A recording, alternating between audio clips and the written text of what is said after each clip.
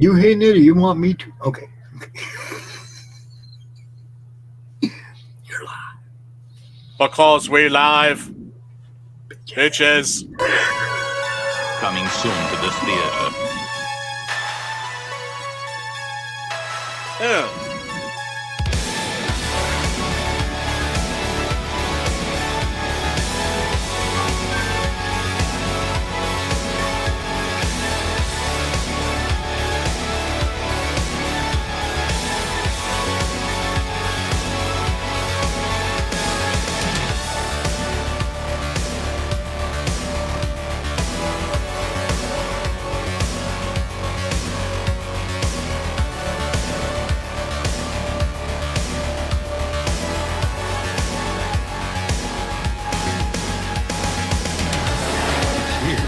It's alive. It's moving. It's coming this way.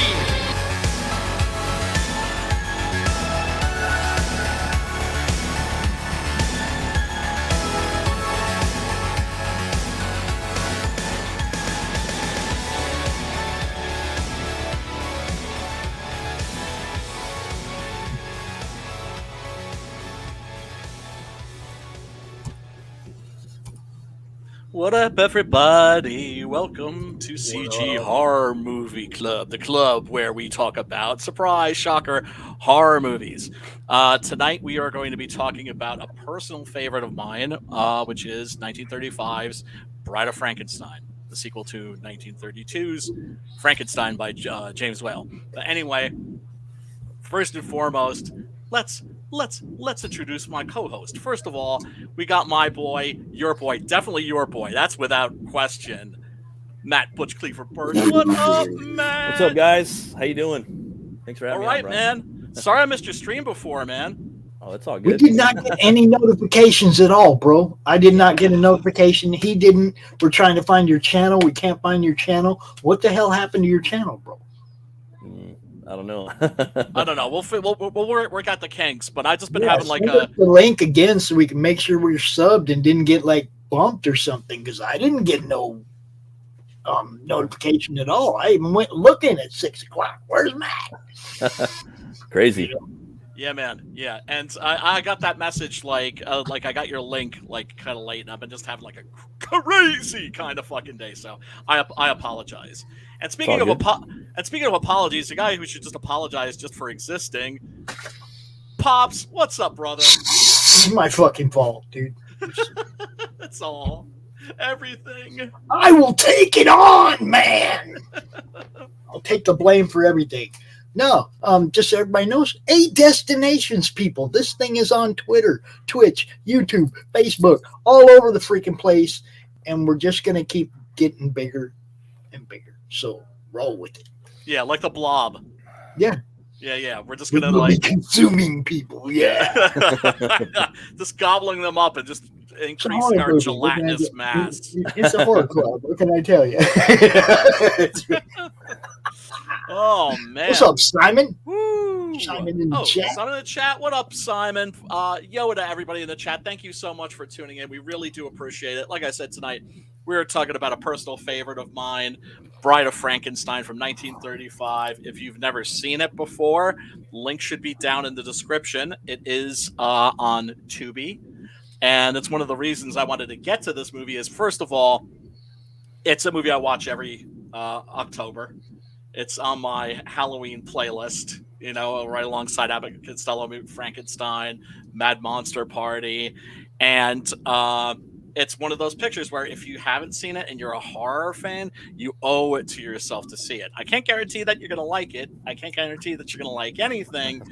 But I personally think that this is an incredibly special film, and I'm not alone in thinking that. It is widely regarded by critics and fans alike as really the pinnacle of the Universal Studios, Universal Monsters cycle of films. And there's a lot of great movies in there, so I think that's saying something. Real quick, Weekend Horror. Have you guys seen Terrifier 2 yet?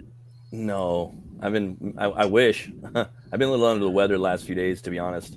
But yeah, I'd love to go and see that movie. I did watch we did the first one last week, but Yeah. Yeah, You see it?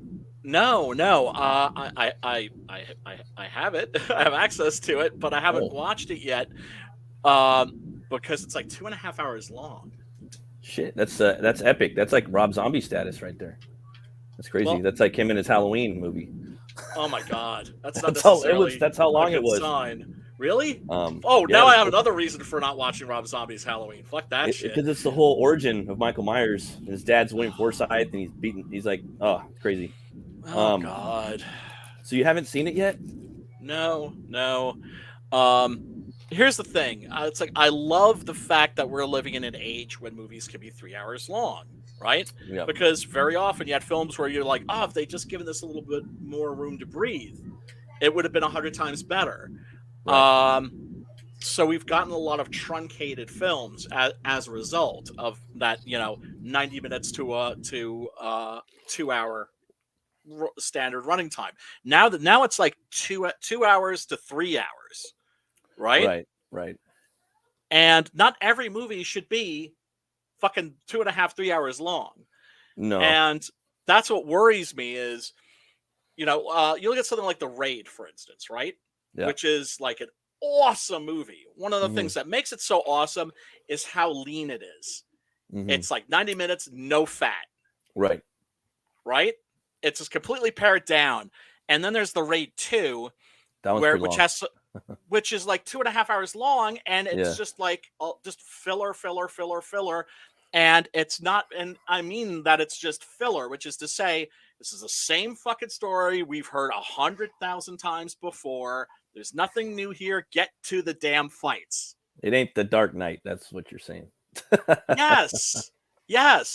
There's no, or Lawrence of Arabia or Spartacus. I just feel like when The Dark Knight came out, every fucking sequel and a lot of movies were like, let's make The Dark Knight. And you even like just in media, like across different platforms, you hear that James Newton Howard like theme-esque of The Dark Knight, like that dun dun dun dun dun. Like you just hear those cues like in different things, like it just steamrolled that. But going back to the longevity, the Batman, that movie was way too long. It was 3 hours long.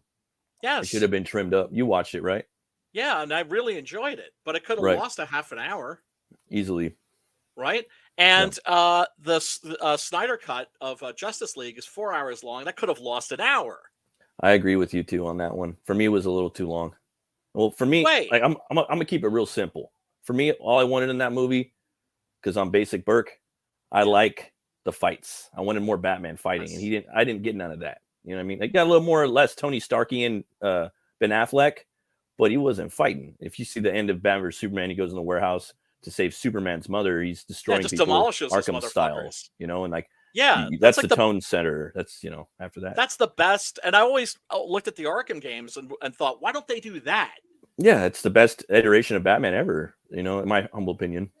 Well, certainly with the fight scenes, right? I mean, you want to see Bats whipping some ass, and then Batfleck is the most ruthless Batman ever. Yeah.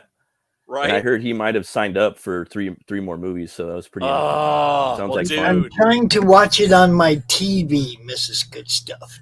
That's what I'm doing. I'm just trying to get the show on my TV. Must see TV. What up? What up, Mrs. Good Stuff? Say yo to Mr. Good Stuff for us, and Noble Comments. Hail the good stuff. A lot of meandering in the Batman. Yeah, there was. Yeah. Not even going to attempt a Snyder cut. I would, but you don't have to sit down and watch it like as a 4 hour movie. I sat down and watched it as two hour movies. Yeah, and me too. I especially the last hour of that movie, I was grinning like an idiot. I broke it up over 4 days, to be honest. I think it was 3 or 4 days, but I enjoyed it, and I like. Well, dude, it's the last time. It was the first time in a long time that I found myself actually losing myself in a superhero movie. Right. Yeah, and he had a lot of lore in there too, like a lot of the old like Kirby stuff, like Granny was in there. And I've seen Darkseid. I like his version of fucking Steppenwolf, which is better than the comic. I think what Snyder did. Like, there's a lot of stuff Snyder did. Everyone hates on Snyder for multiple reasons, but I like his movies. I don't give a fuck. I actually like most of his movies. I'm not a big fan of the Guardians of Ga'Hoole and the Sucker Punch is all right, but it's just like, but I like 300. I thought the Watchmen was cool. Army of Dead. Army of the Dead is hot garbage. Dawn of the Dead. Didn't see that. Dawn of the Dead remake is good. Dawn of the Dead's good. 300 is really good. Love that. I think that's his best movie. Watchmen is very loyal to the comic, and it improves on the ending, but it's curiously bloodless. I feel like it's there's something very phoned in about it. Like I'm like, where's the director? Like they were being too nice. No, that's not it. That's not it. Like there was a certain personality that was just wasn't there. There was something missing. That's why I refer to it as bloodless or anemic. There's this. Yeah, it lacked that vital spark. Right. And I hear you.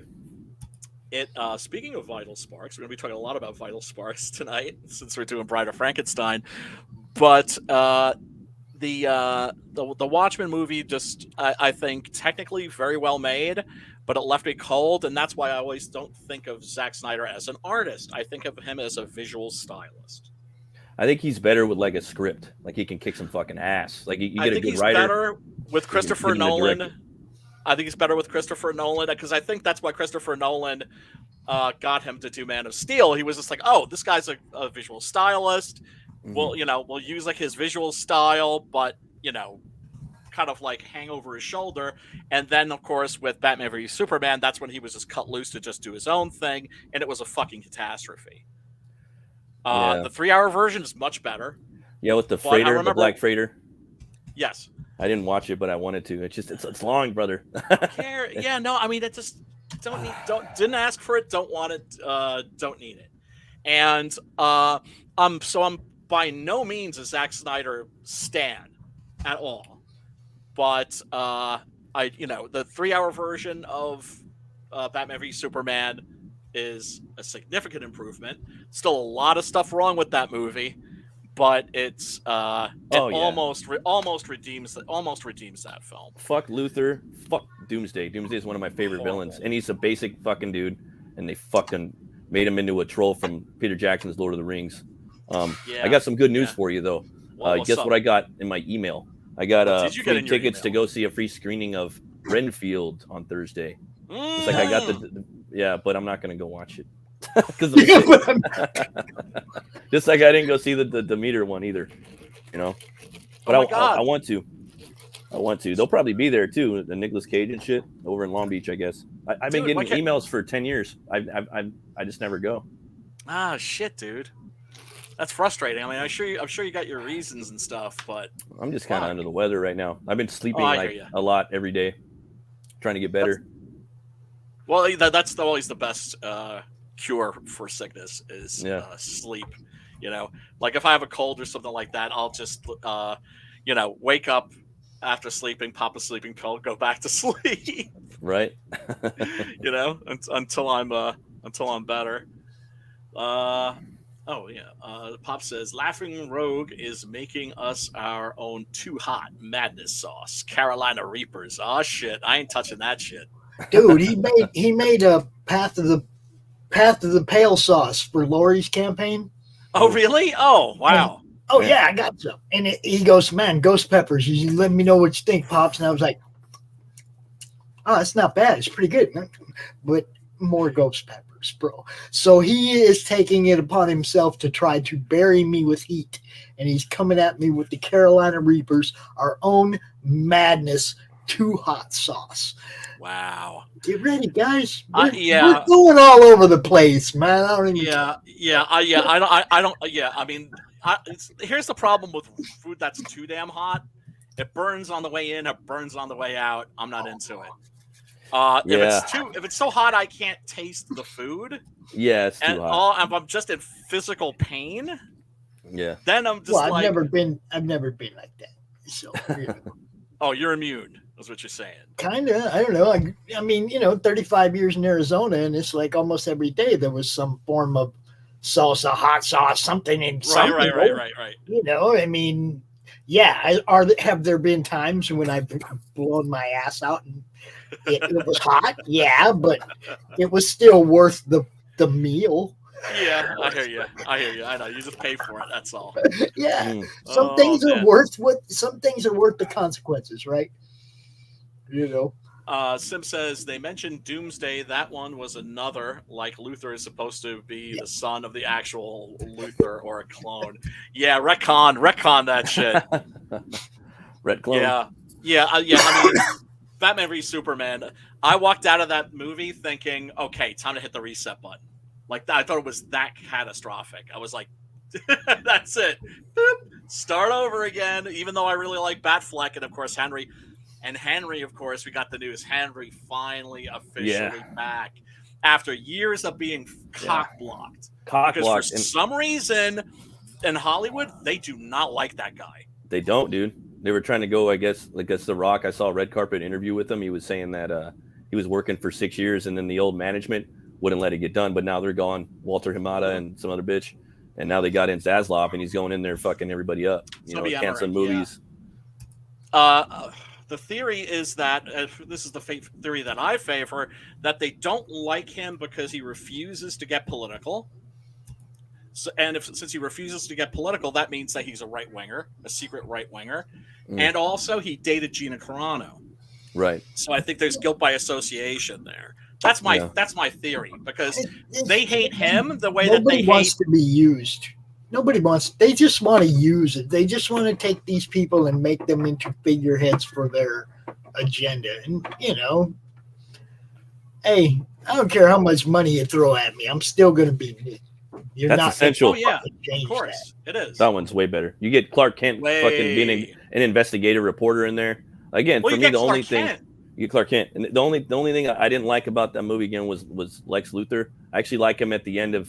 I forgot what fucking movie it was where he's got his bald head and he's on a yacht and you got Joe Manganiello coming up as Deathstroke. Yeah, that was better. Then I was like, all right, cool. I can accept that. Damage control. That in the Doomsday just pissed me off. I got so mad when I seen that Doomsday. Yeah. Because I love Doomsday. I love his suit. I love the entrance where he's like punching through the what I mean? And just slowly like ripping away, Yeah, but the fight is whack. And it is. Final thought on the Batman versus Superman extended edition. It is way better. It is way better. The main thing that it fixed for me was that it explains why Batman is a killer. Right? Because when I saw the theatrical version, the moment I saw him kill somebody, I was like, okay, that's it. I'm out. Like, just mentally, I was out. I was like, this movie just lost me. Really? And yes. And so I was like, okay. Then I watched the 3-hour version and I was like, oh, now I get it. Now I get the concept, which is right, like multiverse style shit, where this is a fallen Batman. This is Batman after Robin gets killed by the Joker. So he's like, you know what? Fuck it. I don't care anymore. And I'm not pulling my punches, and you all can die as far as I'm concerned. The story is about him getting his faith back. Yeah, so that it is. And he's not that Batman anymore. No. So I mean, it's a major improvement. There are things I really like about it. It is worth seeing for the great parts, but it's still a colossal bungle. Jeff, what's up, brother? What's up, man? You would not believe the retarded time I had getting on here. My phone's got all my autosave passwords and all that stuff. I had to go into Google Chrome, which I hate doing, to get my passwords. But for some reason, my password for Google doesn't work. So I finally figured out, how it always happens when you're trying to do all this stuff and then you got to take a piss. And that's, cherry on top. So I finally got it sent to my mail from my other mail, and I am here. Nice. Yes, that's what I think. Did all of you fellows watch tonight's movie, The Bride of Frankenstein? Yes, I did. Excellent. Because I hate to be having a conversation with myself. Exactly. And Superman gave him hope again. Exactly. It's kind of like in the Ben Affleck Daredevil movie. He starts out as a killer, and then at the end of the movie, Kingpin's like, well, why don't you kill me? Because I'm not the bad guy. Yeah. Church. The things I liked, I took notes, but something happened and they went away. But one of the things I really liked was that servant lady. You know, she was just like, you know, when she tried to act like freaked out by seeing Frankenstein. Yes. Or like you know, the gag where they lead him, like she pulls out, the other lady pulls out what she thinks is her husband. You know, these people, and all you gotta do is there's a lot of comedy. There's a lot of comedy. Yeah, there is. I mean, it's almost like they were prophesied the advent of the television evangelist, because all he has to do to kill anybody is just tap them on the head and they fall over. Right. Yeah. The one thing I really liked was, like, you know, not more than once was "shut up, woman," like, or how they like they thought he was. I could go on. They thought he was dead. He turns out to just be unconscious. He wakes up, and then just like a half hour later, this guy comes in and goes, "Woman, leave. I need to talk to your husband. We're gonna go." And they cut straight to the carriage. Goes right through all the whole. But you almost died. I love you. You should really get back in bed. You know, it's like, we're just gonna do our thing. Yeah. That scene that you were mentioning before is with Una O'Connor. Okay. And there's a movie, a really fantastic movie with Brendan Fraser and Magneto from the X-Men movies. Oh, okay. Somebody help me. Gods and Monsters? Yes. Anyway, he plays the guy plays Gandalf. He plays James Whale in that, because the movie is about the last days and the life of motherfucker. What? Pops, what are you doing? Oh. You're fucking up my stream, bro. Oh. There we go. I just muted Pops. God damn it. In Gods and Monsters, they show James Whale watching Bride of Frankenstein on television with his housekeeper, and when they're watching that scene, he starts cracking up. He's like, "Oh, good old Una, clucking like a chicken." Yeah, Una. Yes, and you know what? Let's to get things rolling, let's take a look at the trailer, because. Nice. Yeah. Now, obviously, folks, I'm going to have to stop these clips periodically so that we don't get yanked off the tubes of you. Yes, off the tubes of you. And let's see. Do I even have the trailer here? Wait a second. Why am I asking you guys? I shouldn't be asking you guys. What? Let's see. No, I don't. But I do have some other videos that I'm going to be able to play, and there's no better place to start than with the beginning. The film opens up, and it's really a interesting, to say the least, introduction, because you're expecting to be dropped into a horror film, and instead you are dropped into the Via Diodati in 1960. Again, dude. I just got bit by my dog again, dude. Again? Yeah. That's what I yelled. He come up and he bit me, and I'm like, "Hey, motherfucker, dude!" I had to put him down. No, I can't put him down. He's a good dog. He's just a dumbass sometimes, man. He's a dog. Yeah. I'm not walking my dogs anymore. They brought me to my knees for the second and last time. Oh no. Yeah. Like yanking you around? Yeah. All they had to do was find another dog and ruin another pair of jeans. I mean, you guys, I can't afford to train you. Yeah. In front of the neighbors. Oh, even worse. Yeah. Well, at least it wasn't in front of like some hot chick that you like have a thing for. Right. You gotta look at the the silver lining. The glass is half full. There it is. Okay. And the philosopher says, "What glass?" Oh, that's good. Right. The engineer says the glass is always full. Yes. So anyway, when the film opens, it opens in the Via Diodato. Oh, I'm sorry, Via Diodati, which is the Via in Switzerland, right off of Lake Geneva, where very famously on a stormy night in 1816, the people who were leasing the place for that summer were inspired by the storm. Now, the person who was actually leasing the place was none other than Lord Gordon George Byron. Yeah, man. Mad, bad, and dangerous to know. Right. Who had basically been run out of England because of his fight with the other dog. This is okay. I'll right back. Give me just a sec. Okay. So that dude's like a real dude, like a historical dude. Yeah. So Lord Byron in real life had Mary Shelley and Percy Shelley. Percy Shelley was a writer, and Mary Shelley would go on to write Mary Shelley's Frankenstein.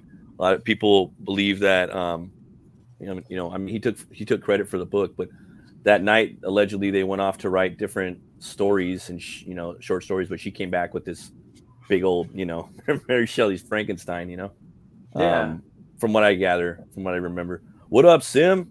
What's up? How you doing, brother? You know about this a little bit too, right? About the evening with Lord Byron, possibly. The evening with Lord Byron. This night that they've got here, where Mary Shelley wrote Frankenstein. You ever hear about that? Mm-hmm. Yep. Yeah. There's a movie about that, though, wasn't there? Probably. I thought you were talking about a specific movie. I know about the guy. I know about the story. I just if there's a movie, I haven't seen it. Oh yeah, I haven't seen it either. I thought it was cool though how they kind of included this part into this movie, and I think that they used the Bride of Frankenstein, the same actors, to play Mary Shelley. They look the same. I think it's they think did. You're right. I thought that her teeth looked different. I don't know why that stuck out, but like the Bride of Frankenstein has better teeth than Mary Shelley. Maybe she's wearing dentures or something. Yeah, I don't know. But this dude, I was listening to him talk, and I'm like, he's standing there like this. I'm like, he's like getting ready to be painted like the whole time, like a Rembrandt. But that was a lot of the acting of back then. It's what they call like Shakespearean or whatever. Like it's always like type of pose where they're just waiting to take a picture or a painting. Yeah, posers. That's when. Yeah.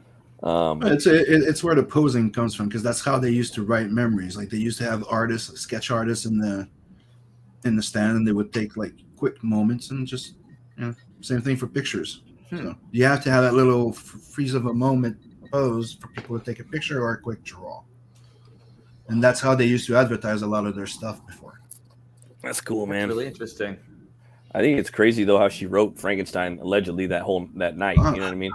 Yeah. Like the further you go, the more interesting it gets. It's like if you go far enough, like theater, like before black and white movies and stuff like that, there was no woman acting.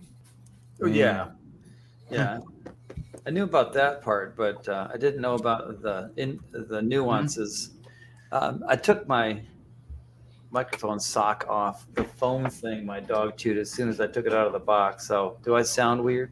No, you sound fine. Okay. The interesting thing about the Universal Dracula and Frankenstein is that they're not really based on the novels. They're based on the stage plays by John Balderston. And those plays were very, very popular, and Mary Shelley actually lived to be in the audience for a performance of Frankenstein, and said that she enjoyed it thoroughly. Oh, that's cool. So yeah, she took it as an adaptation in the right spirit. Thank you. Okay, all right. I just needed to kind of reset. So the movie opens 1816, Lake Geneva, the Via Diodati. And the person leasing it at the time, George Gordon Lord Byron, mad, bad, and dangerous to know. And his guests are Percy Shelley and his lovely young bride, although I don't think they were officially married at that time, Mary Shelley. And also John Polidori, who isn't in this scene, unfortunately, who was Byron's friend and doctor. What happened was there was a tumultuous storm, and they had been talking about German ghost stories, at a book of German ghost stories. And Gothic literature was just really starting to take off. The Castle of Otranto, which is what is widely considered as the first Gothic horror novel, had been released and done incredibly well. Its author, Horace Walpole, was like the first goth because he built a home for himself called Strawberry Hill, which was built as a ruin. That's to say, it was like a Gothic ruin that was like that was new, but it was designed to look like it was old. And here's like the coolest, most badass, most pimpin' rock star thing of all. After he died, it collapsed. Wow. So, I mean, obviously, one of the first places I would want to go if I were in England would be like Strawberry Hill. It's like, yeah, it collapsed like right after he died, like the fall of the House of Usher. I was about to say it's like the fall of the House of Usher. That's exactly what it's like, dude. It's exactly what it's like. So I mean, it's just like badass, even at death. It's like peace. Hey, Brian, is that the bride right there? The same actress that playing Mary Shelley? Is she playing the bride too, bro? Yes. Okay. Yes. I had to make sure because you're the computer, bro. Yep. Yeah. When I was at university, I was an English lit major, and my focus was on, surprise, shocker, Gothic literature. And so I have read a lot about that night and what transpired on that night. There have also been a number of films that have come out about that night. There's one that was made, I think, in 1990 by Ken Russell, which is a lot of fun. It's called Gothic. And then also, I think that same year, there was another movie that was about that evening and about that whole summer, actually, called Haunted Summer. Anyway, what happened was that's the one I was talking about. Sorry to interrupt, but that's the one I was talking about. Like, they go about like the whole storm, and if I'm not mistaken, were they not tripping? I mean, not that we know of. In Gothic, probably, but not officially. Slamming absinthe. Slamming absinthe, smoking opium. Probably, yeah. You know, you're talking about Byron. Possible. Here. Byron was like, like I said, mad, bad, and dangerous to know. He had a reputation for partying pretty hard and for being a bit of a sexual libertine. Now, of course, this is all stuff that today probably would be like considered mild behavior. Just normal for some people. For some people, yeah, right. Party people. Yeah, and so he left because of a scandal, and then the Shelleys joined him because there was a scandal there because they weren't officially married yet, and except Percy was married to another woman, and they kind of like absconded together. So a lot of drama and bad news there. So when what happened that night was that they proposed, like, hey, why don't we each of us write a ghost story? And the thing that's really interesting is that two legends were born that night, and neither of them came from the actual writers, right? Percy and Byron, they didn't produce anything, right? They tried to write stories, they fizzled out, they had nothing. But their companions did. And Mary Shelley, of course, wrote Frankenstein, and John Polidori, Byron's friend and physician, wrote The Vampire, which was a big success and directly inspired Bram Stoker to write Dracula. So that's considered, it's regarded as like a very important night in literary history. And actually, yeah, and she ended up writing the first sci-fi horror ever. Ever. Technically, technically the first science fiction. Yep. Yes. Sci-fi horror. Yep. And isn't Look at it those interesting windows. that Yep. And remember too, they weren't setting out to write a science fiction story. They were setting out to write a horror story. Yep. Ghost, yeah. Right? And there's been debate in academic circles. Of course, now there's no debate because you'd get canceled even for suggesting such a thing. But a lot of people suggested that Shelley actually ghost wrote the novel for her and let her put her name on it, which is bullshit because that she had to put a male name on it just to get it published. Right. Mm-hmm. Right? Yep. Now, do I think Shelley had a major part? Do I think he was instrumental? Absolutely. I think she wrote the novel, but that he was her editor. Mm-hmm. That's how I That regard makes it. sense. Yeah. Yeah. Or the person that she would pitch her ideas to. Yeah, which would be an editor. No. But yeah. I mean, like your friend, like we all have a friend that we're like, hey, dude, I'm thinking of doing this. Like at least that, if not the official editor. But yeah. Exactly. So let's take a look at this. Look at the scene, and also it's worth pointing out that Elsa Lanchester plays both Mary Wollstonecraft Shelley in this, and of course the bride of Frankenstein. It's one of the things I think that makes this movie so. It's one of many reasons this movie is so intriguing. Yeah, in the credits, it was like, and the monsters play, or the bride is played by like question mark. Yes. Yep. All right, let's take a quick peek here. Hopefully not get ganked, so. Not get what? Let's see. Yanked.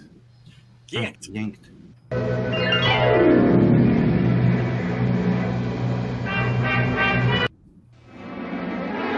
You'll notice here that Karloff is simply presented as Karloff. Yep. Yes. Sting, Madonna, Karloff. Yep. The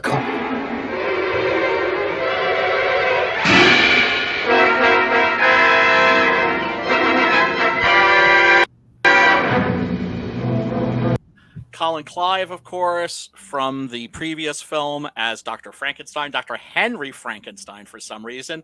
Valerie Hobson as Elizabeth Frankenstein. Elsa Lanchester, of course, as both Mary Shelley and the Bride of Frankenstein. O.P. Heggie, he plays the blind man. And then, of course, you have Una O'Connor, who is our... nagging. Our clown. Our Shakespearean clown. Yeah.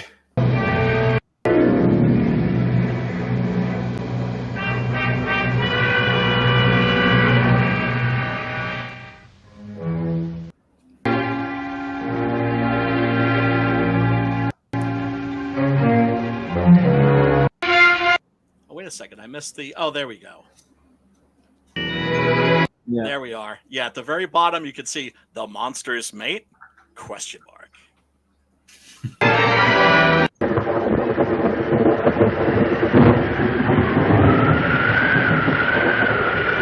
Yay, we already got porn bots. What?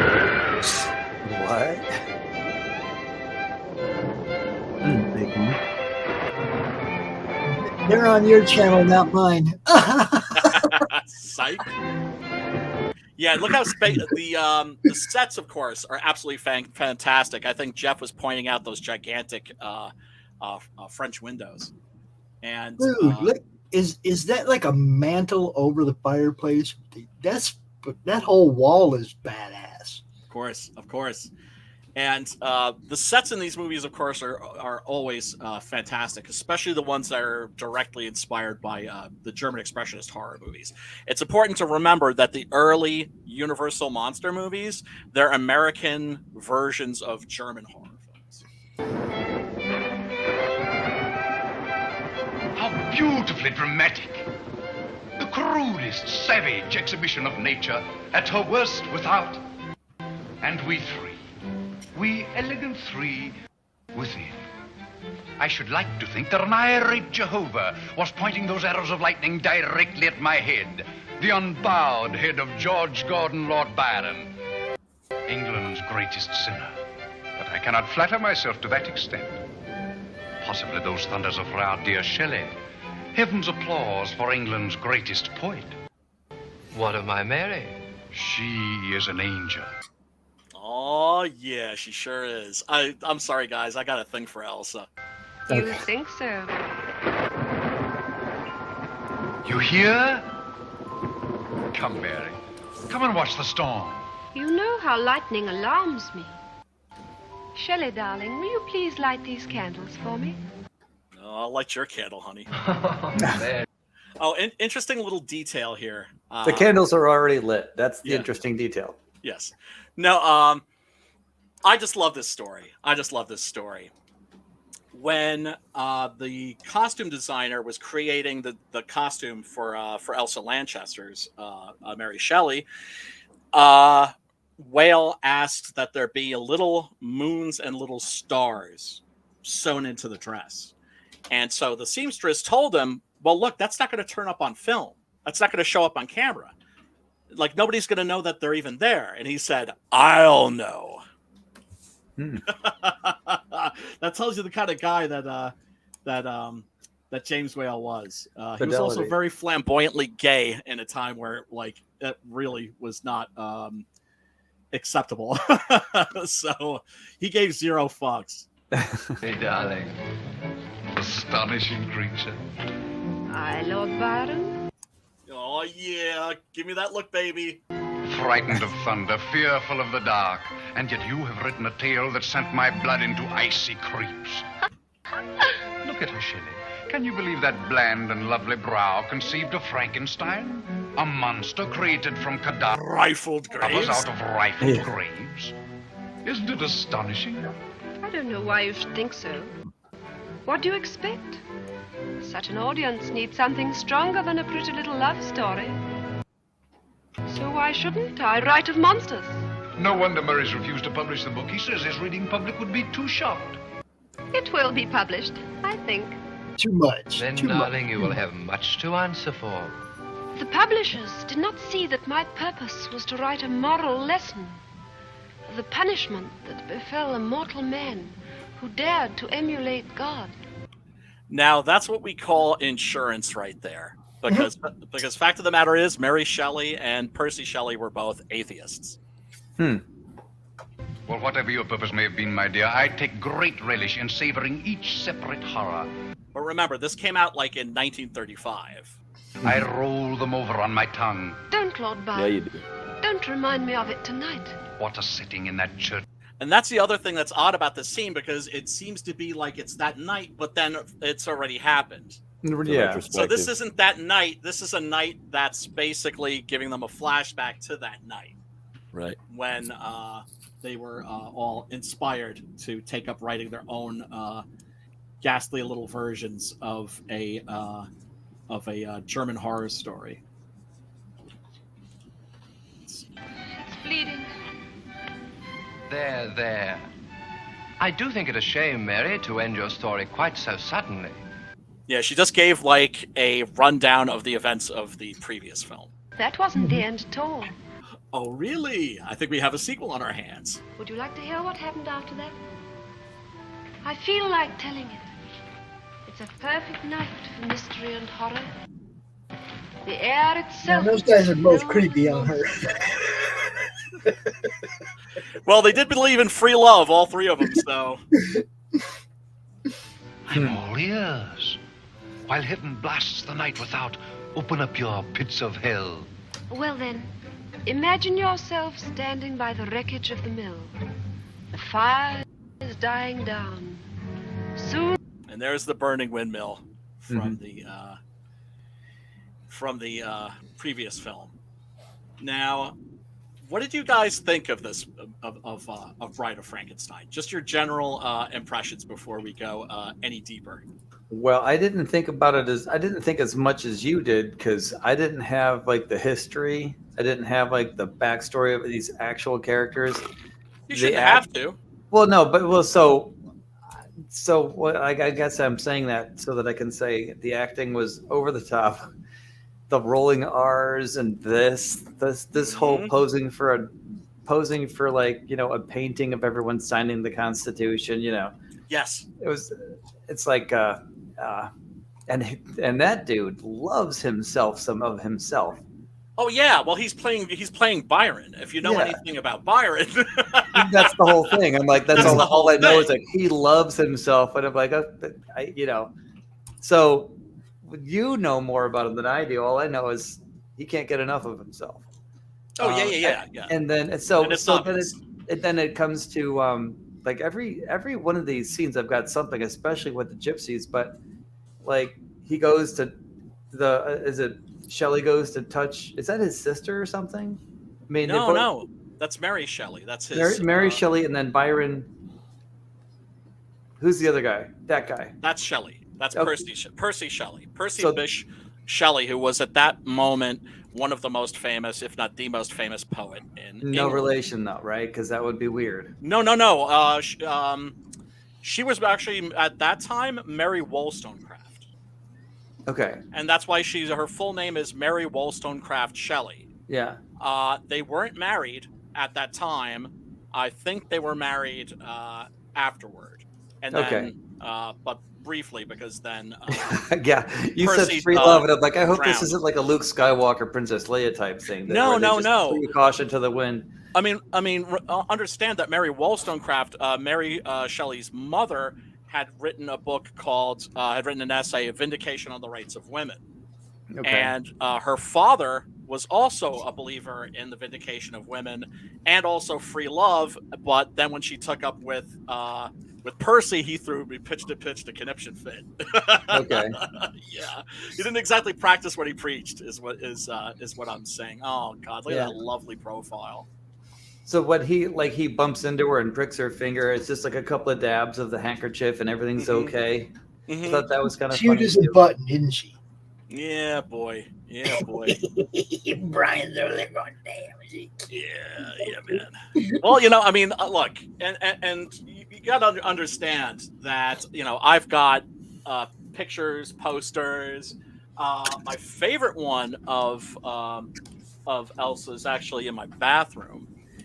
And it's, what? It's a picture. It's a picture of her checking her makeup, you know, in a little compact with a little mirror.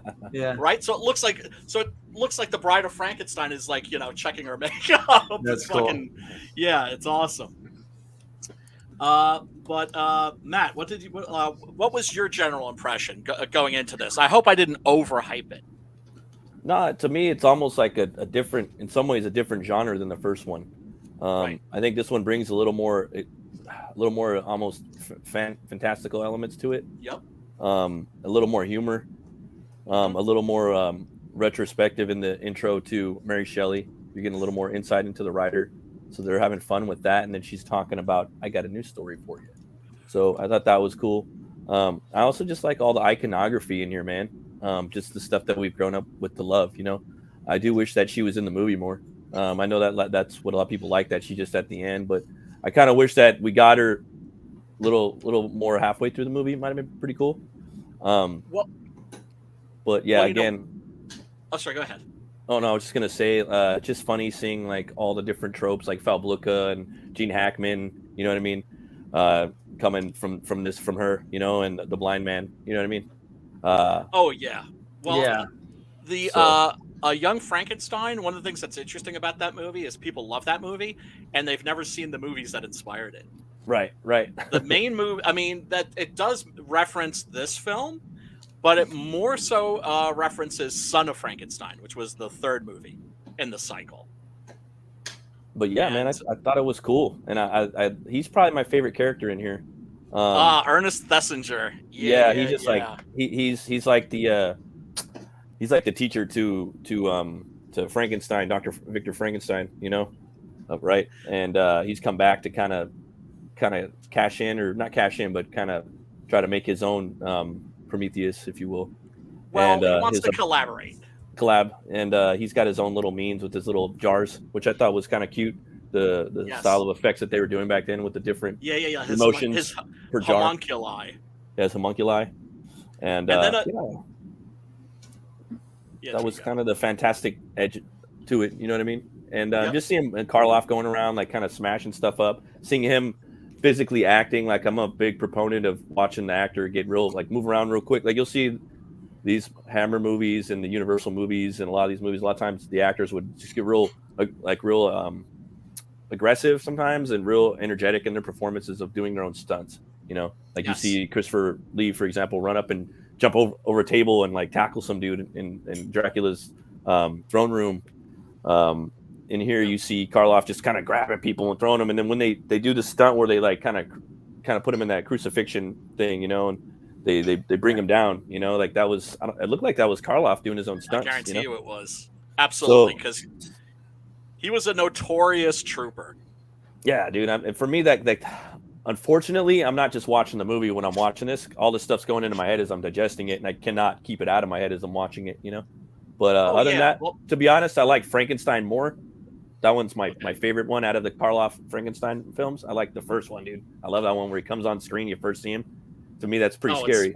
It's one of the great horror film entrances of all time. The and way hers that is he epic backs too. into the room, and then it's scary. turns.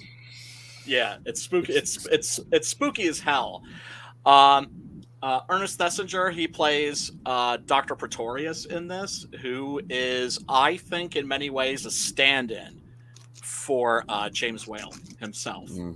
And he was a guy that he knew from like the British theater world, because that's where James Whale got his start, was in theater in London.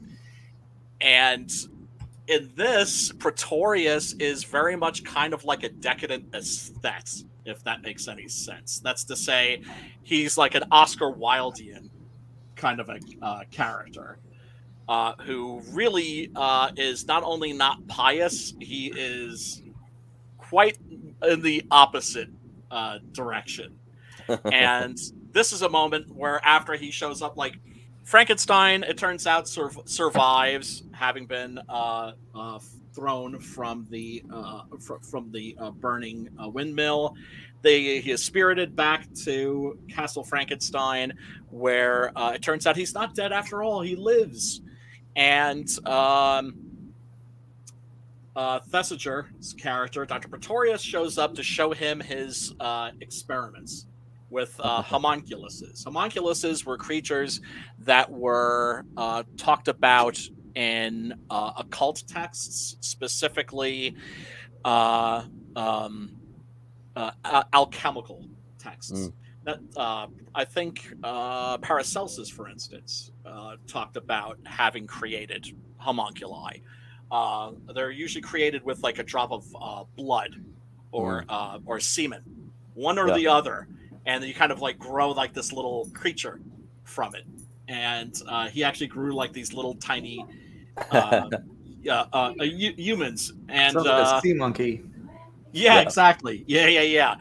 This is one of the most famous moments and one of the most famous scenes in the film and in all of horror film history, where he raises a glass of gin, which he insists is his only weakness, and says, "To a new world of gods and monsters," a line that has been referenced and used over and over and over again, and it doesn't come from the novel. It comes from this film specifically. Let's take a look at the homunculi, as a matter of fact. What's up, ID Crisis? What's happening? Oh, what up, ID? Man? What up, dude? Wait, I was just watching the other horror show. What other horror show? There's no horror show but this, man. The Fetterman Dr. Oz debate. Oh. How did that go? Is that a massacre? Dude, I'm telling you, there was a point, and this is probably bad, a bad look, but I'm like, I almost want Fetterman to win because I want more of that on camera. It's such what did he just go completely like beast mode? Dude, he like the very first thing that came out of his mouth was hi, literally, hi, good night, everyone. Really? Yes. Yes. Well, his wife is going to be running things anyway, from what I understand. Oh yeah, he's not. He's basically just like literally big enough for her to just get inside and work like a puppet. So wait, so there either. He suffered a stroke. So the trend and never dropped out of the campaign. not all there. Okay. Yeah. Well, neither is Yeah. our president. So Okay, and that's the thing. I'm like, how much more of this like brain not work stuff do you want to be having? That's what the whole thing sounded like. Oh, exactly. I support fracking. I don't like. It was like that Katy Perry thing. Anybody see that earlier today? She kept touching her temple because her right eye was closing on its own in the middle of a show. And I don't mean like her eyelash glue stuck because she blinked and one eye opened. I mean, just the one that just went. And then I could hear that Windows music, bling, bling, bling, bling. It's like she's like rebooting this part of her head. It was holy shit. I know we're in so much trouble. Jesus, we come are. back. Yeah, Please. I remember there was a video where you had Justin Bieber where something similar was happening to him because he had Bell's like, palsy. Yeah, and you know what? I mean, of course, no, you can't. You can't sue that company, even though your face is your living, and now it doesn't work. Oh my God! And so that's like from the jab. Well, we don't know because but I've never They won't say. No, of course. Yeah. Let's take Anyways, this is what we all need. Look, it's John Fetterman right in front of me. Yeah, they never do medical testing on women. When I saw that casket, I was like, because I've never seen this before until later when I found out I actually did see it, but I didn't know what I was watching. I thought, this is how undereducated I am as far as this movie goes and Frankenstein. I thought I was watching Frankenstein because I saw the gypsy part. I saw the gypsy part because I came in like halfway. I'm like, what is this? I knew what it was when I was watching it, but I didn't know what movie it was from. And so I'm like way uneducated. I don't deserve to be immediately underneath you. What? I need to be somewhere. No. So, No. Anyway, the point is, like, I saw that and I'm like, is he gonna pull a baby out of there? I know, right? So yeah, like, is this movie gonna go that hardcore that fast? No. First of all, just because I know more about horror films and horror history and all that stuff, that doesn't make my opinion matter more than anybody else's, right? No. That's why I also like to get the opinions of people that are going into these films cold, right? Mm-hmm. And because that's how you find out if the stuff really still works or not. Right. And if what you have is dated or if what you have is immortal. Right? Night of the Living Dead, for instance. I saw that with a audience full of, 20 and 30 somethings, and they were nailed to their seats. Oh, really? Yes. Cool. And that was wonderful. Was wonderful to see. But of course, they're also the kind of people, just because they're there, they're the kind of people that aren't going to for instance, have a problem watching a black and white film, because most normies won't even watch a black and white film. Nah.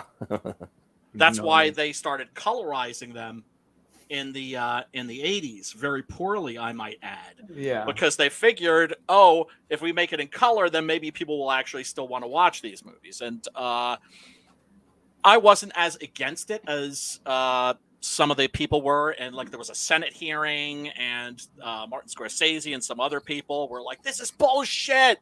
To me, I was just like, "Well, what do you care? Because the original movie is still going to be there." Right.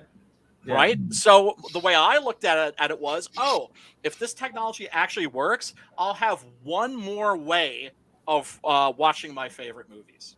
Right. Yeah. Yeah. You have it on reel to reel. Right. You have it on video cassette, laser disc. Now, do I think? DVD. Right. Do I think a flexi disc, 8-track? Do I think that it was a good idea for Richard P. Rubenstein to drop $2 million to retrofit Dawn of the Dead for 3D? No. Didn't I never even knew that happened. Yeah, me neither. It's the reason why there's no Blu-ray release of Dawn of the Dead here in America, right? So, did I ask for it? No. Did I want it? No. Would I go watch it? Fuck yes. Yeah, right. A lot of times, it didn't occur to me that I would want to see it until somebody actually did that. Did it? Yeah. Like, would I watch that? Yeah. That Midnight Meat Train, man. That 3D worked in that one. Sometimes the 3D don't work that good. I remember, and Dave probably remembers this too. It doesn't work when you're trying to reproduce too much realistic, which creates the uncanny valley effect.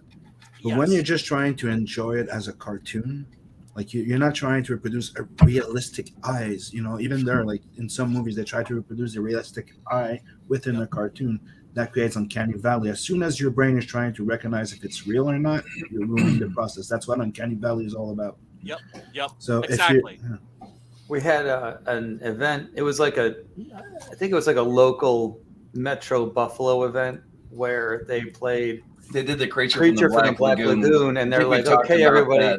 We talked about that at the show before yours, or at least we talked about it before you came on the last time. Okay, you guys already covered that with the red shift and everything? Yeah. Well, in 1984, I think it was, or somewhere about that time, there was a a brief 3D revival. That is, that was when we got Friday the 13th Part 3D, and everything 3D. Was like Jaws 3D, right? Yeah, and well, it was just like every other special effect or like computer graphics. They started relying on that gimmick instead of actually making a good movie, which is why Jaws 3 sucks. It's a gimmick, 3D, which in my opinion should be reserved for like horror movies and porn. Right? Because then it makes sense. I could Yeah, well, I guess it depends on the new 3D because it's coming out right at you, and I don't know exactly. Maybe sword and sorcery or fantasy. I do remember. Yeah, I do remember there was a trombone shot. When I've seen 3D in a theater, it always worked best with animated films. Yeah, Beowulf was good. That's another one that worked pretty good. Coraline looked amazing. Yeah, actually did create a sense of depth where you could see from inside a house, and then there was a window, and there was a light outside of the window, and you could see it off in the distance. Yeah. And I was just like, oh, that's pretty neat. That's pretty cool. It's still a gimmick, of course. I watched Tron Legacy in 3D, which wasn't that good because it was dark to begin with, and the glasses made it darker. Yes. And you couldn't watch it without them because then you're trapped behind those glasses unless you want to see. It was like blurry or something. Right. That is the main problem with the new 3D process is that it does make your image 20% darker. Yeah. Jeffrey Amazing Katzenberg. Spider-Man was the same way. The Last Action Hero. Great. I'm sorry, what'd you say? I saw The Last Action Hero, and there was a 3D version. Oh, no kidding. And I like that movie. I don't care what other people say. I remember because I remember going to theater, putting the glasses on like it was the classic, one. And the reason it's because the freaking bomb would come out of the theater, out of the screen when when he throws the dynamite and it goes into the theater. It goes out of the screen. He would do the same thing. Like I remember it. Oh wow! Yeah, the stick of dynamite. Yeah. Soundtrack was great. I played 2 songs off of that for Lydia the other night. Shane Black, my stepdaughter. The Angry Again. Angry Again. Yeah, Megadeth. Big Gun. 99 Ways to Die. The Dread 3D looked great in 3D. Which one was that? Slow-mo, right? Especially when they were doing the drug, the slow-mo. Yeah, okay. All the stuff that you see like floating through the air, right? Yeah. Or when Mama is sitting in her bath and she kind of throws her hand up and it's like watching the water drip splashing through the air. Yeah, that all looked absolutely fantastic. Great. Of course, that's what sank that movie at the box office was they only released it in 3D. That's true. And people forget it wasn't released as Dread. It was released as Dread 3D. I did not know that. I bought it. I owned it because I saw it one time and I was like, wow, this. I remember. The cool thing about it was that the entire movie took place in just one of those buildings. Yep. And I remember there was a movie with the guy from Supernatural. I think it was Valentine's 3D, wasn't it? It was a remake. Yeah, My Bloody Valentine 3D. My Bloody Valentine. Too. Yeah, I have that. It was. I remember the effect of the axe when he turns around. Like it was one of the best made freaking. Like he actually came like at you. They made that movie for 3D. So these movies that they make for 3D, they're always going to be better. A lot of them would do the post-production retrofitted 3D, which would come out as dog shit. Like they did that with Conan, the Marcus Nispel one with Momoa. Yep. That sucked. If you retrofit it, better. Did any of you guys saw that little short Arnold Schwarzenegger? I think it was for Terminator 2. They made a little short video that was where he's getting made. That was fucking awesome. Like he turned around, takes the gun out. The gun out looked like the arm was out of the freaking screen. It was really well made. Then you had those little robots flying around. They're like, oh shit. Wasn't that like a thing that they had, like an installation at the Universal Studios or something? I don't know. I mean, I saw it here in Canada. Oh, maybe it was. Okay. You're in Canada? All right. Yeah. Anyway, quick 3D story. Yeah, it's the World Wide Web. there's a movie called Hondo with John Wayne. And it was one of the main inspirations for Mad Max 2, actually. Yeah. And there's a scene where the Duke is fighting a Native American dude. They're having a knife fight. A Jewish guy. I'm sorry? Okay. No, they just always hot take on its way in. They just personal experience. This is what usually happens. employed Jewish people for the Indian stuff back in the day. No, it's true. or Italian brothers too. Yeah, right. Mel Brooks. Let's not talk about. Yeah, but there's a scene. Wasn't gay. In that scene, like you forget that the movie was made in 3D until they're having the knife fight, and you see them doing this. Yeah, right. Yeah, which I found, it's pretty amusing. But let's take a look at Ernest here. Oh shit, what's he got in there? That can't possibly be good. A baby. His face is so EC Comics. Yep. Yes, it is. My I was going to say, he looks like a Bernie Wrightson image. Yours, Henry. Well, don't forget that these movies were also a big inspiration on the EC Comics. I mean, for sure, and just horror comics in general, all the way up to like the Marvel Monster comics. Science, like love, has her little surprises, as you shall see. Good heavens, Doctor. What are these? There is a pleasing variety about my exhibits. My first experiment was so lovely that we made her a queen.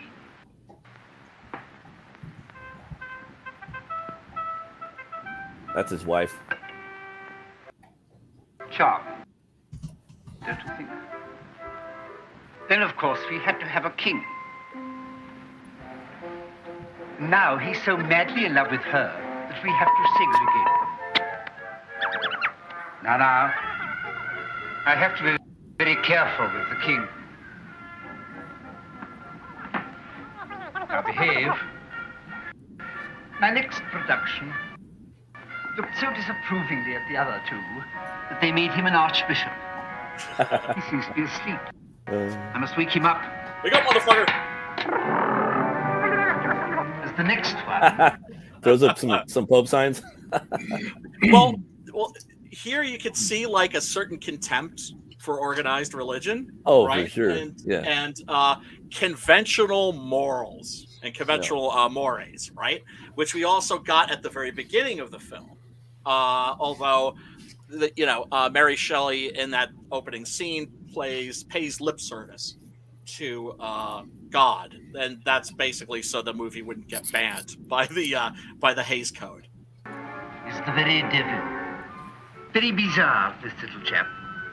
There's a certain resemblance to me, don't you think? Now look at these special effects. Look fantastic. Yeah, they do. I thought the acting was a lot better. Well, the acting was actually a lot better in this than some of the other older movies that you've.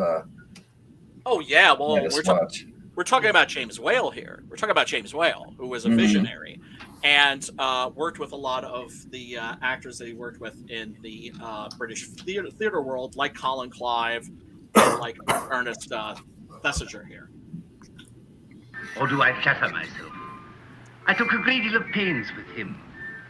Sometimes I have wondered whether life wouldn't be much more amusing if we were all devils. And no nonsense about angels and being good. Did you guys catch that line? Actually, no. Let's listen to it again. Okay. I was looking at Burger King. Whether life wouldn't be much more resemblance to me, don't you think? Or do I flatter myself? I took a great deal of pains with him. Sometimes I have wondered whether life wouldn't be much more amusing if we were all devils. And no nonsense about angels and being good. Yeah, if we didn't have to worry about consequences for our actions, eternal consequences. Absolutely.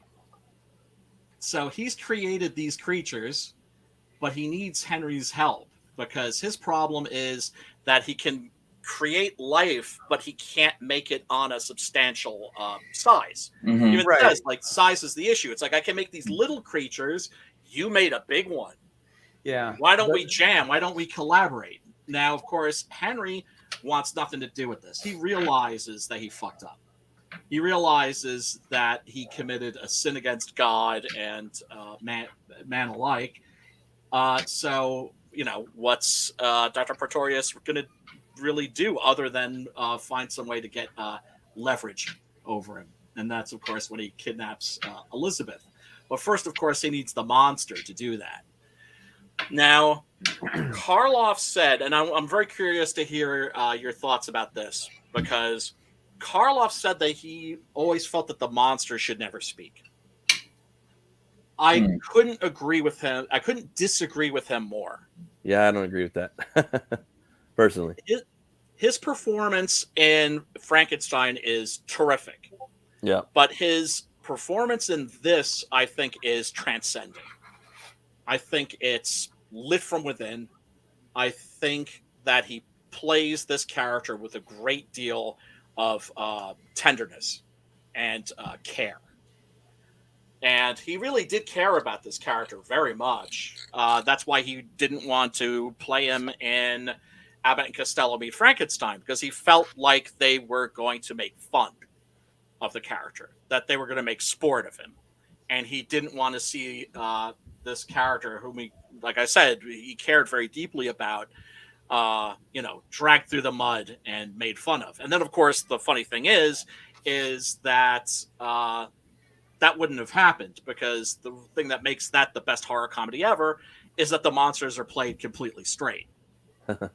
Mm-hmm. So, and this is where, you always feel some sympathy for the monster, but in this, it goes all out. He's getting chased down. He's getting persecuted. He's getting shot. These goons gang up on him, beat the crap out of him with clubs and axe handles, and then they tie him up. Burning from the first time. Yeah, and he's already been burnt up. Like, you notice also, some people miss this. You notice the scorched hair. Yep. And the eyebrows are missing. Yeah. Right? So he can take a look at it and keep on ticking, and that's his problem. But he spoke in the book. He had dialogue in the book. Yeah. He's brilliant. So I don't know why, Karloff would want to depart from the book. He just felt that it was like a pantomime performance that he was doing in the first film, and he kind of thought that was the way to go. Now, my hope as a child when I saw this was that, oh crap, this is awesome. Yeah. In the Son of Frankenstein, maybe we'll get to see him be Shelley's monster. That maybe he'll evolve, and because the idea that I had, and this could also have been originally the plan, is in the first film he's an infant, right? So he can't even talk. In this, he's a child, not a toddler almost, right? Yeah. But going into like a teenage stage maybe, and then. In Son of Frankenstein, I was hoping that's when he would be Shelley's monster, right? the one that would quote Milton, The one that read The Sorrows of Young Werther and the Bible and Paradise Lost and all that stuff. The one who was actually quite eloquent. Yeah. That dude reminds me of Tommy Chung. He's always smoking. Now, Chung. Now, I have a massive collection of Frankenstein stuff, and that includes thousands of images that I found online. This is one that I especially like because you look at the manner of his dress, you look at the pose, right? Mm-hmm. Yeah. And I'm thinking, there he is. Now he's Shelley's monster. Yeah, definitely. But unfortunately, yeah, he'd be a lot more dangerous if he was crafty. Oh my God, yeah. That's why I like the Brana one a lot.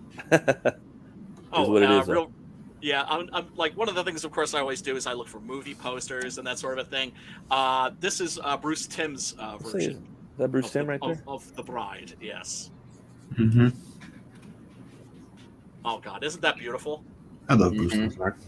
Yeah, me too. Yeah, he's a boss. Of course, this is an image from the monster from the first film when he meets Maria, the little girl that he drowns in the lake.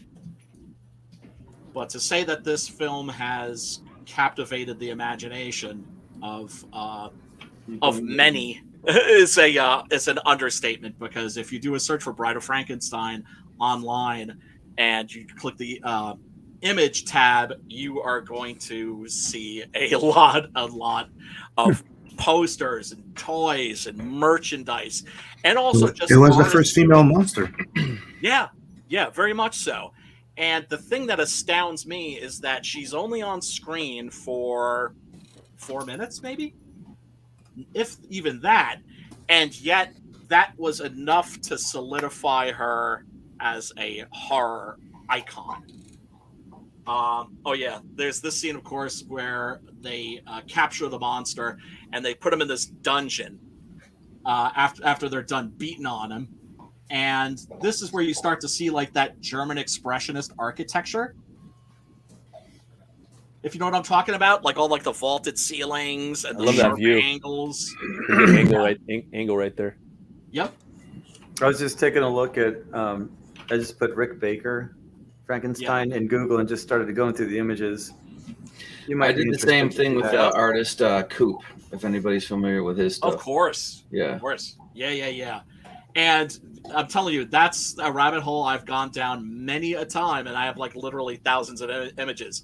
Now, I've got a lot of Frankenstein toys. I would say probably I have more Frankenstein stuff than any other character. And one of the things I have in my collection, because I'm not going to show everything off, but one of those little toys that I love is this one right here. Nice. Yeah, right from that. Right. And when you pull on this little lever that's on the back, he goes, "Arr, arr." Oh, he pulls the stones up. That's awesome. Yeah, isn't that cool? That's pretty cool. That's cool. Yeah, this is one of those things where I was like, it's like, can I really justify this? I have enough freaking toys, and I was just like, nah. I'm starting to pick up on a pattern of why you pick the movies you pick. Yeah, which is there's a toy somewhere in that room that goes along with the movie, and you're like, I'm going to show off this. I mean, we're going to watch this movie. It's more a love for the movies that I just happen to have toys. Yeah, right. Just happen to.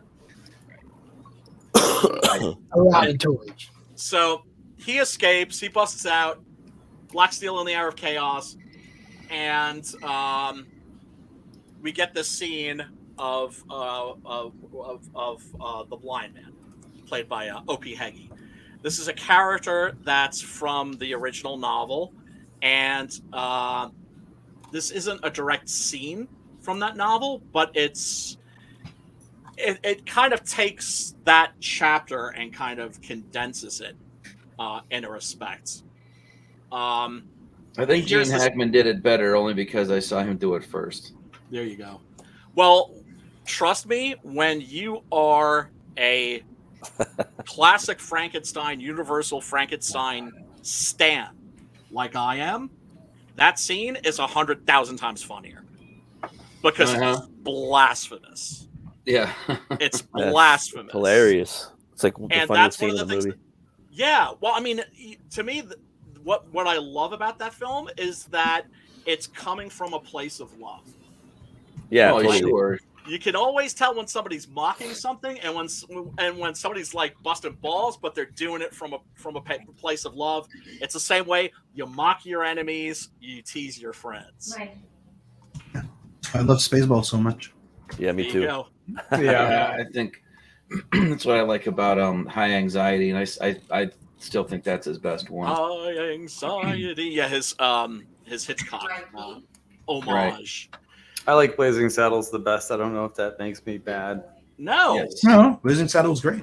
Yeah, Blazing that's a good I Saddles one. think it. Somebody Blazing has to Saddles is say awesome. it. Somebody has to say it, Jeff. I do think it makes you look bad. I like History of the World. That's my favorite. Oh, I've never made it through that one. History of the World's pretty goddamn great. I gotta get through that one. It has No, its moments. everyone's fine. Jeff is fine too. I keep I never made it through History of the World. As soon as she drops her dress, I'm like, what? Okay, sorry.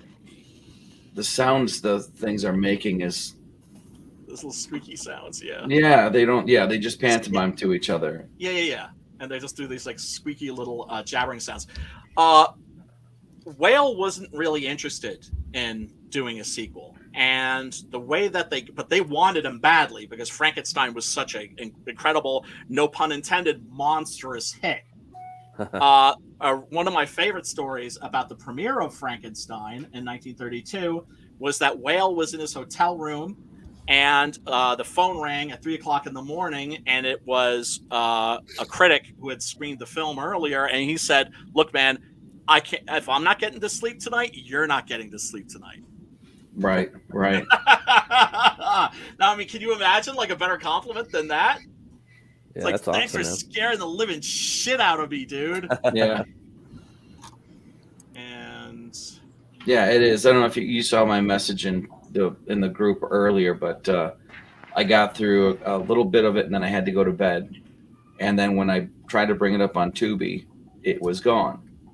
which one? This movie, I was trying to finish it. So whoever was watching it this week, like Jeff, I think they pulled it the day after he finished it. This is because why I went to finish, and I was like, all I could find was like The Bride and something else, and I was like, well, what happened? I might need to go in there and watch Frankenstein tonight before they yank the car lock. But yeah, I mean, that's why I pounced on this so fast. When I saw that they had this, I was like, boom. I don't think they don't really tell you when it's going to go. Absolutely. Nah, not really. So let's take a look at this scene. I'll be honest. I will not watch this movie with a woman. Girlfriends know. All my girlfriends have known that, like, this is my favorite movie. And they're like, oh, you got all this Bride of Frankenstein stuff. Let's watch it together. I'm like, nope. Why not? Because I'm going to cry like a little bitch. That's why. And one of the rules in a relationship is never cry in front of a woman. Okay? I think it depends on what it's. That shit. Yeah. They'll tell you that they do, but if they see it, they're going to be like, oh, this guy's weak. No is yes. Well, it's womanese. It's womanese. Yeah, right. Don't fall for that shit, guys. Don't fall for it. They don't want us. They don't believe that they want what they tell you they want. They don't know what they want. Nope, they don't want to know your problems either. And now That's the first thing my mom told me. Yeah. Well. There you go. Oh man, that's good advice. I know, right? Yeah, it is. Wish my mom had told me that shit. Remember, this is bread. So what makes this scene so touching is that for the first time, the monster is being shown some kind of tenderness and compassion. And we see suddenly that he's not the dumb brute that we thought that he was in the first film, right? Because we just assumed that he had brain damage because of the damaged brain. Mm-hmm. Right. That Fritz got. And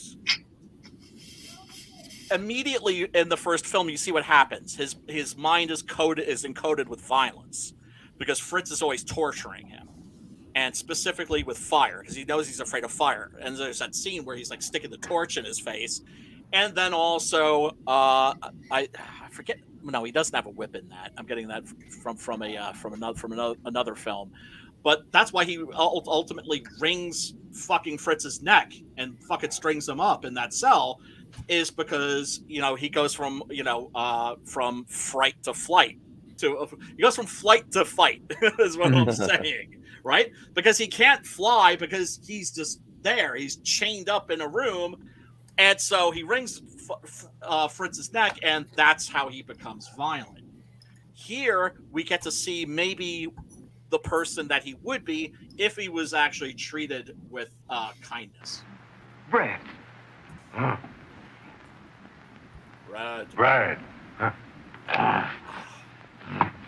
And this is wine to drink.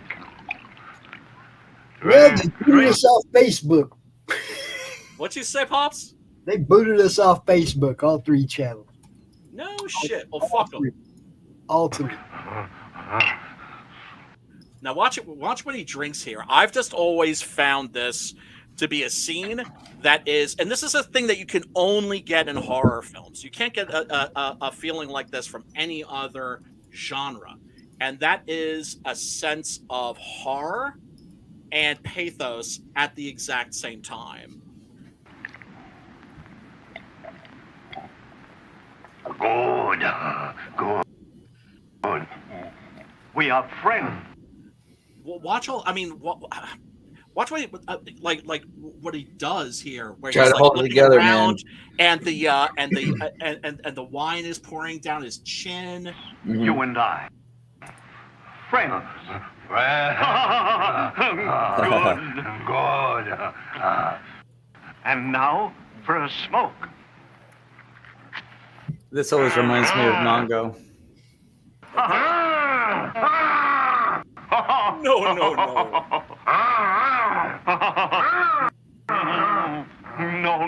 Like abnormal brain. Do not use. Smoke. You try. Smoke. Oh. Smoking his first fatty.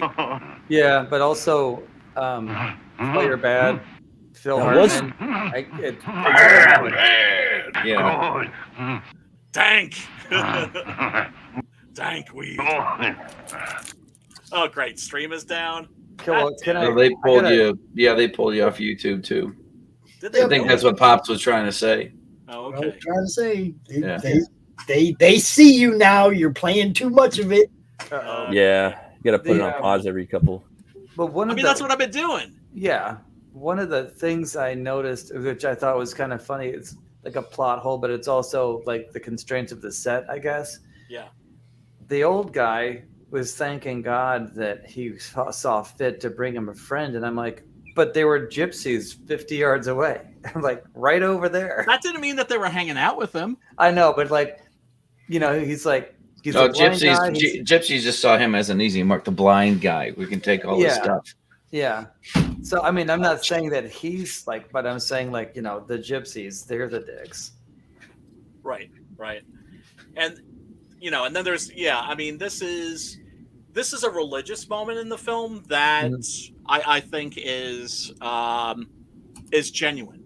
It's the one, because you see a whale really kind of mocking religion in many respects, right? Flying in the face of it. Well, no one is beyond redemption.